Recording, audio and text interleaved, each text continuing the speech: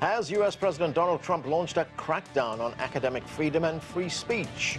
What's behind the U.S. administration's threats against universities?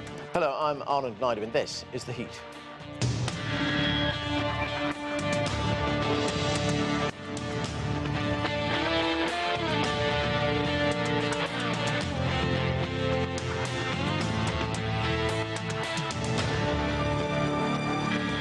It's no secret that there is no love lost between U.S. President Donald Trump and most elite American universities, which, in his view, have become too liberal or woke.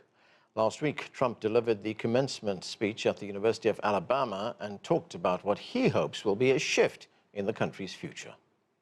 It is clear to see the next chapter of the American story will not be written by the Harvard Crimson. It will be written by you, the Crimson Tide. CGTN's Nathan King reports on the U.S. president's recent action against educational institutions in the United States and what the consequences could be. U.S. President Donald Trump's battle with universities, schools and even the Department of Education continues apace. In his latest budget proposal put forth by the White House, cuts of over $700 million are envisaged to adult education programs, over $300 million cut from preschool development programs, and continued cuts to the Department of Education, which Trump has vowed to close down. But it's the Trump administration's move to cut hundreds of millions of dollars of funding from some of America's top universities that is perhaps most controversial. Universities are on notice, and universities are already facing the financial consequences of their noncompliance with federal law. The clearest example that we're all familiar with, of course, being Harvard, which is engaged in repeat, systemic, and sustained violations of federal civil rights law. Threatening to freeze more than $2 billion in federal grants from Harvard University, the White House accuses the top college of fostering anti-Semitism and pursuing diversity, equity and inclusion policies that the Trump administration is aggressively trying to roll back. Harvard is fighting back in the courts, while many other institutions are publicly speaking out against what they call coercive use of public research funding. Former Harvard President and Treasury Secretary Larry Summers says that while he believes anti-Semitism is indeed on the rise at Harvard following protests last year over the war in Gaza, these moves by the administration are illegal. The laws say you have to have hearings. The laws say you have to give notice. The laws don't say you can engage in extortion. And when you simply cut off all funding based on a set of conditions, that's extortion. Trump has also threatened to remove Harvard's tax-exempt status and has pointed to the world-famous college's endowment fund, worth tens of billions of dollars. Harvard, for its part, has asked a federal court to intervene, saying funding freezes and threats to its future will harm world-class research. The effect of this confrontation, of course, could have ripple effects far beyond schools and education and start to affect U.S. competitiveness in key industries like science, health, technology and beyond. Nathan King, CGTN, Washington. To discuss the U.S. federal actions against universities, we welcome Walt Hinei. He is a professor of research, statistics and evaluation at the University of Virginia and a member of the American Association of University Professors. Professor, thanks so much for joining us. Thanks so much for having me. Professor, the Trump administration has targeted universities, raising serious questions about academic freedom, freedom of speech, First Amendment rights. It started out at Columbia University, where there were these anti-Israel protests in support of Palestinians. Then it extended to other universities like Harvard, Cornell, Princeton, and the University of Pennsylvania. There are some who say what Trump is trying to do here is to impose his ideological worldview on these institutions. How do you see it? Well, that's absolutely right. I think what we have to do is take a step back and look at this as an assault on an institution, the institution of higher education, much like the assaults that we're seeing on the institutions of the media and law firms and now even judges. So I think there's an agenda here that is part of an authoritarian push in the United States to undermine institutions that can freely speak out and criticize other institutions within our society. So this assault on academic freedom and free speech is part of that undermining of the institutions. So I think, in the future of academia is at risk here. And academia is a contributor to society in terms of health, the economy, democracy, and science. And those are all at risk at this point. When you say they are at risk, what is actually at risk?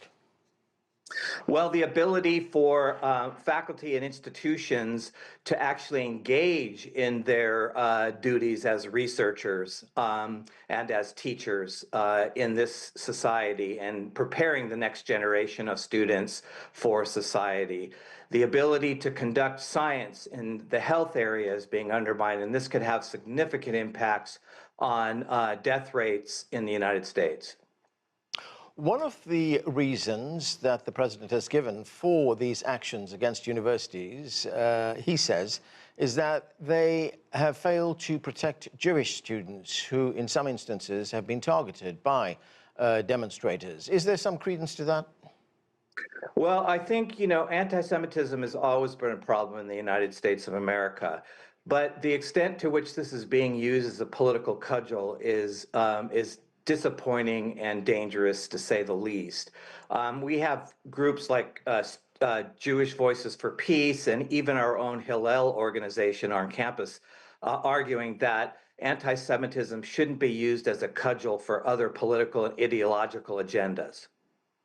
What are the First Amendment issues that are at stake here? I mean, universities, all institutions of higher learning, indeed, even in high schools, are places where there should be a free exchange of views, but at what point does it cross the line?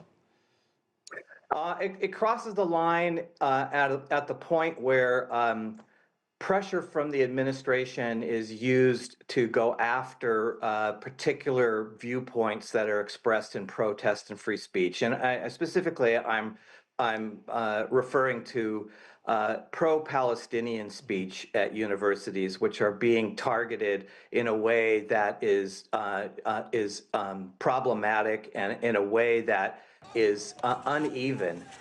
We never hear much about Islamophobia or anti-Arab or anti-Muslim speech.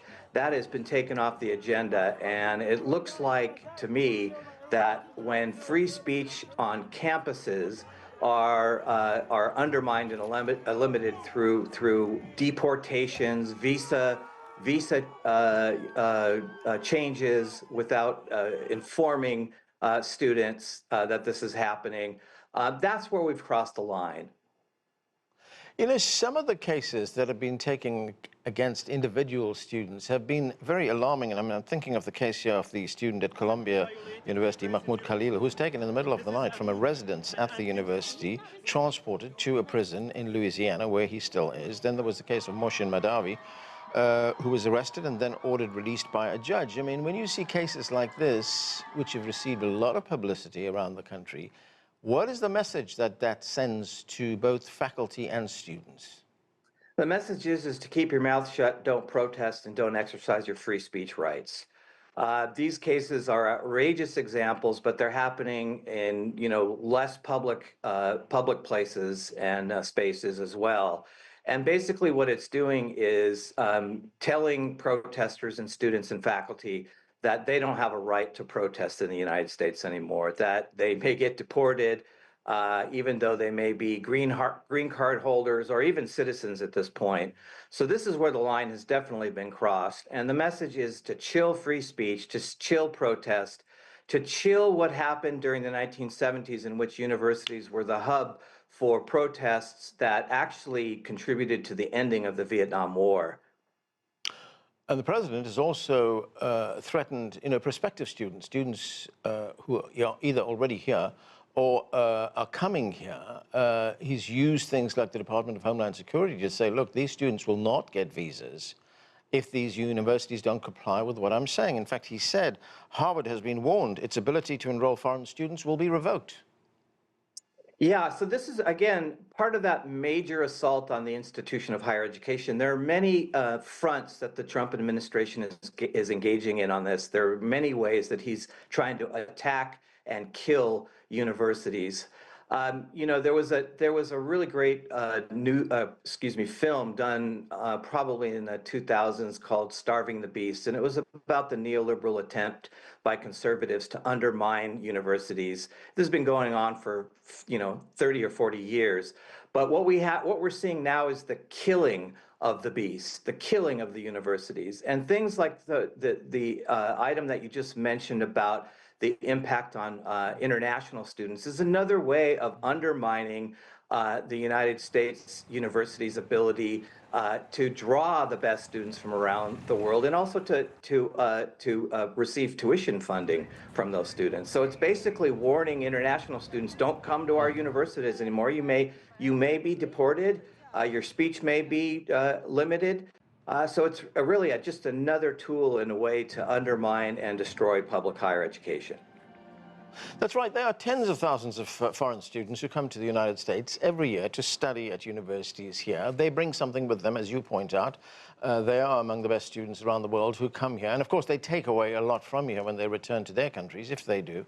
I mean, what is the cost of all that in the long term? The fact that many of them will be deterred now from coming here. Well, that's right. And so, I mean, I'm even here a faculty thinking about going to other universities like Canada and Europe, researchers, top tier researchers in universities around the United States thinking of leaving the country and going to other universities. So this is going to have an impact, globally as well. And I think that, this is one symptom of the problem. But again, it's incredibly discouraging to see international students who come here and will go back to their countries of origin, and we're prohibiting and teaching them a lesson about free speech. I thought the United States was about projecting free speech around the globe. And here we're curtailing that part of their education here about understanding about the American ideal of free speech around the globe. Professor Walt Hinecke, thanks so much for joining us. My pleasure. It's time to bring in our panel. Here in our studio, Jez Williams is a former senior editor for U.S. News and World Report. From Jacksonville in Florida, Jadan Horyn is a political analyst, and Anthony Moretti is an associate professor at the Department of Communication and Organizational Leadership at Robert Morris University. He joins us from Pittsburgh in Pennsylvania. Welcome to all of you to the show. Jadan Horyn, let me start with you. Listening to Professor Heinecke there talking about these threats against universities, it's been sending alarm bells throughout the country.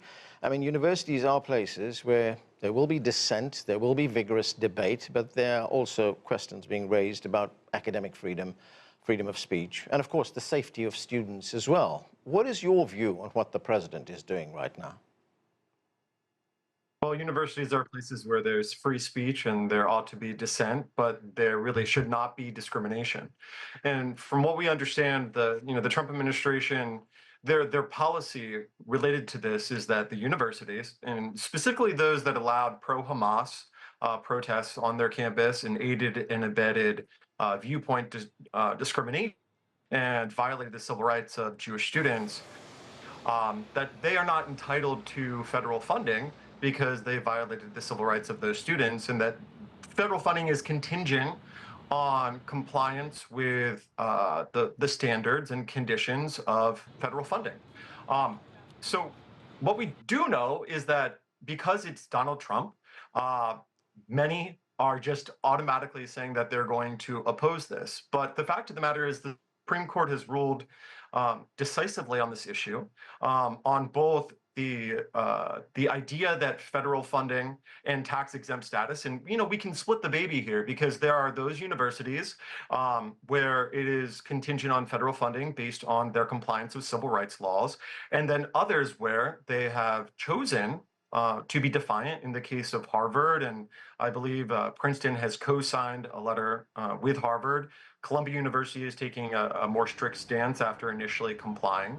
And in those cases, we know that the Supreme Court has ruled back in 1983, Bob Jones University versus United States, in a very clear way that if it is against the public policy of the United States of America, you are not entitled to tax-exempt status. And as a principle, you are not entitled as a private institution or a private individual to public money, full stop. Yeah. So, Jadan, when you say you are not entitled to public money, you're not entitled to those funds for what? for absolutely anything. Harvard University is a private institution. If it were a state school that was chartered for the purposes of the betterment of the entirety of society, it would not be able to discriminate, and its funding would have to come from the state. It would comport with whether it's a state, as in state, U.S. state, or state as in a federally chartered university. Right. It would have to comply with those standards. But as a private institution, it can absolutely discriminate if it chooses to do so. But there are consequences for discrimination, and the Supreme Court has ruled, especially relating to civil rights, especially relating to civil rights. All right, Jez Williams, what do you make of that? I mean, wouldn't what Jadan is telling us actually stifle debate, stifle dissent? Well, it seems like it would, but I'm not sure on what grounds he's talking about. I mean, certainly you can have access to federal funds. It's up to the federal government to decide whether or not you're entitled to those funds, but those funds aren't for nothing. Those funds are they fund research. They fund scientific projects. They fund different types of things that's of benefit to the federal government. The federal government's not just handing out money to Harvard just because it feels like it. That money is in exchange for something that the federal government gets. Also, the whole notion of discrimination kind of seems flipped on its head here, because we're not talking about students who are discriminated against getting into a university. We're talking about students who felt threatened by a campus protest. Now, let's be clear, these campus protests are more or less one-offs. We haven't heard very much about it recently. We've only heard about it in the last 6 to 8 months, mainly after the war started. But it was not a consistent and ongoing threat to campus security for students who opposed those protests. You know, there was a piece which was written in the Hill newspaper. It was written by Susan Green. She supports what the president is doing, and she said federal funding can be weaponized as a cudgel to force wayward recipients of such funds back into compliance with the law. She says there have been other minority groups that have got protection in the past, and Jewish students are entitled to the same safeguards. Well, and no one's arguing that Jewish students don't feel entitled to feel safe, don't feel entitled to protection. The difference here is we're talking about federal grant money, and the main word that I have issue in that column is the word weaponization. I mean, we're not talking about an authoritarian government here, or maybe we are, I don't know. But certainly weaponization is a phrase that rings alarm bells, because weaponization is not about equality, it's not about fairness. It's about retribution, it's about punishment, and that word alone says volumes about where she's coming from in that case. Okay. Anthony Moretti, I mean, listening to what the warning that just came from Jez Williams there, I mean, could this be a precedent that's a really bad precedent? Oh, I don't think there's any doubt about it. You know, the fact that Harvard filed this lawsuit when other universities perhaps wanted to, but certainly didn't have the resources or the prestige to do so, you know, where Harvard obviously did. You know, I think spinning this forward, in other words, looking to how this lawsuit plays out in court, presuming it gets that far, you know, a victory for Harvard, I think, would be defined by most people as a victory for the status quo. And a victory for the president, or more specifically for the federal government, would be opening up an entire conversation about the relationship between the federal government and universities. And I don't think that's one that is going to end with a really clear and simple and understandable set of priorities for both sides. You know, there was a recent study, and I'm just looking at this from the way the White House may be looking at this, the way President Trump may be looking at this. There was this study which was quoted by a senior fellow at the Manhattan Institute, and he points out that 80% of faculty members identify as liberals or progressives, and less than 2% as conservatives. It goes to what you were saying a moment ago. The former Harvard president, Larry Summers, he had this to say about those figures. Let's listen.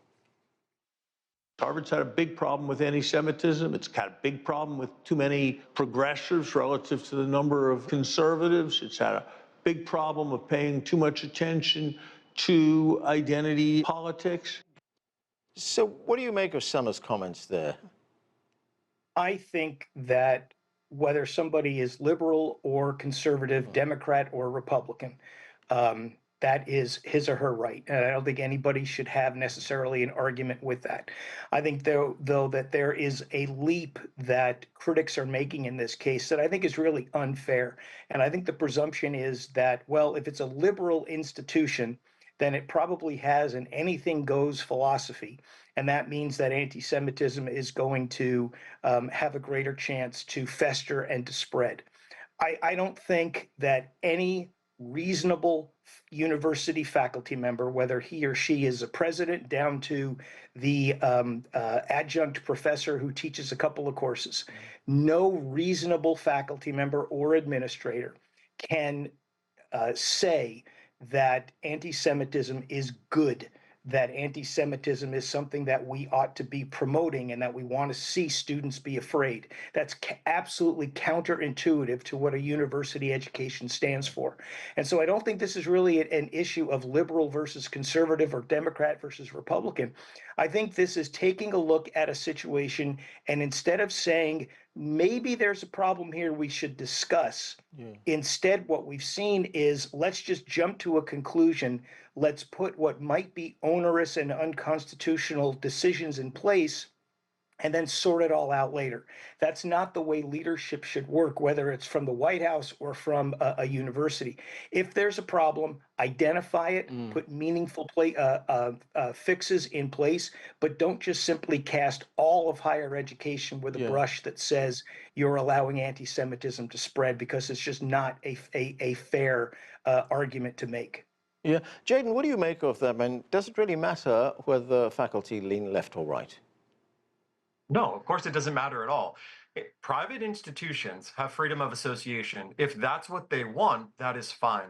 What is important to understand here is that stare decisis and the status quo is in fact not the way it was presented. It is not Harvard getting to choose its own policy separate from the federal government's standards if they want to receive federal monies. They are completely entitled to do so, but the federal government, whether it's under the Biden administration wanting institutions to enact DEI or the Trump administration wanting institutions to rescind DEI, the federal government, in this case, under current law, is supreme when it comes to its both granting of tax-exempt status and the granting of federal money.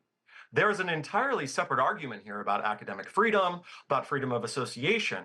And, you know, as a small L, like libertarian, or a small C conservative, I can look at that and say, absolutely, it is possible the Supreme Court got it wrong back in 1983, and these institutions should be allowed to do it without getting coerced by the federal government.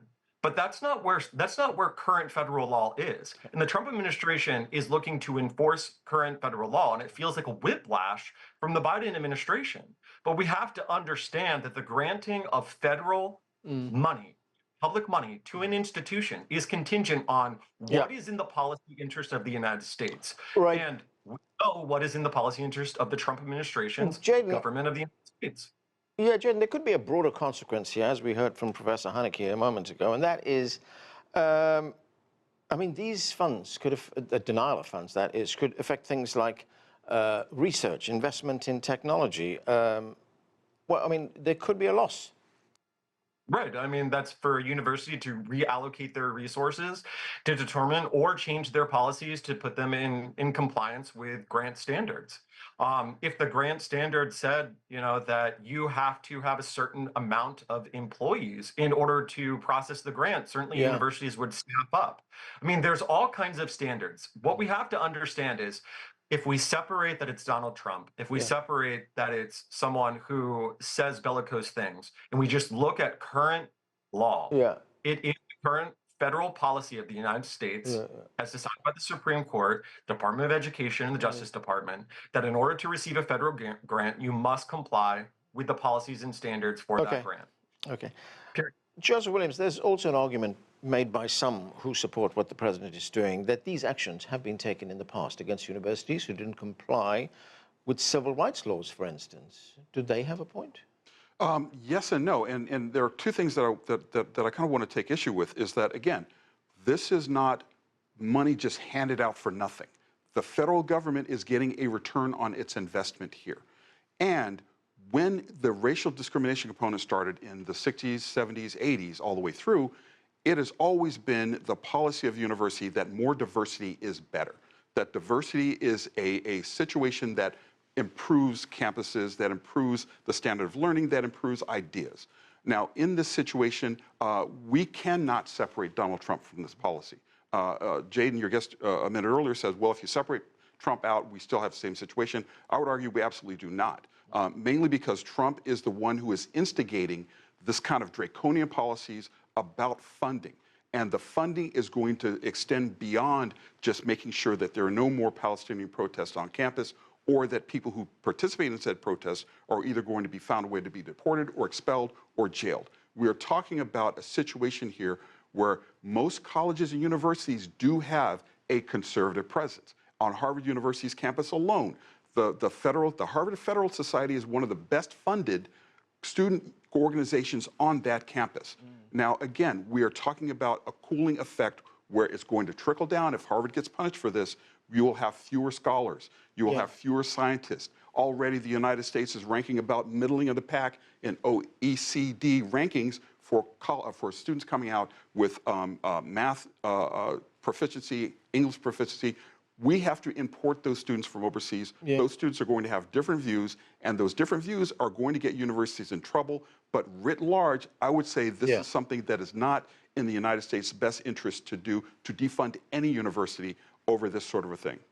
What about, Joseph, the manner in which a lot of this has been done? I mean, we had that student who was picked up, arrested in the middle of the night, really, at Columbia University. Then we had the other student who was told he was due for an interview for his citizenship. When he got there, he was arrested by ICE agents. He was imprisoned, but subsequently released on the orders of a judge. There are thousands of students who had their visas revoked for quote-unquote activism. That is exactly right, and that is the antithesis of what conservatives say they want. If you're talking about diversity of thought, right now, the situation that they're promoting right now is elimination of any dissent from the United States' own foreign policy interests. Because that's essentially what we're talking about here, is that they're dissenting from what the United States is doing. They and their universities are being punished for that. That is not only anti-American, it will have a chilling effect of students coming to study and make those scientific breakthroughs that the nation and the world will need. Anthony, one of the responses being discussed right now, actually it's a proposal made by two professors at Rutgers University, is that universities take collective action. They don't act individually, but when one university is singled out or targeted by the administration, that all universities get together to respond to that. It's been called the NATO doctrine, you know, one for all and all for one. Is something like that going to work? I think it's too soon to judge how effective it will be, but I think it certainly is drawing enough conversation, especially in the Big Ten Conference, which is made up of 18 universities, some of the most largest universities in the country. Is it right now perhaps more symbolic than substantive? I think that's a fair criticism if somebody wants to make it, but I do think what it points out is that faculty at some of the most prominent institutions realize that if their administrations are judged to be weak or ineffective or unwilling to make comments either for or against a particular issue, that faculty feel empowered or feel desperate enough, whichever is the correct term, to make decisions to say we've got to strengthen ourselves. So right now, symbolic, but I think, yes, there could very well be some substance that comes out of this. Okay, and that is where we have to leave it. Thanks to all of you for being with us. That's it for this edition of The Heat. I'm Anand Naidu in Washington.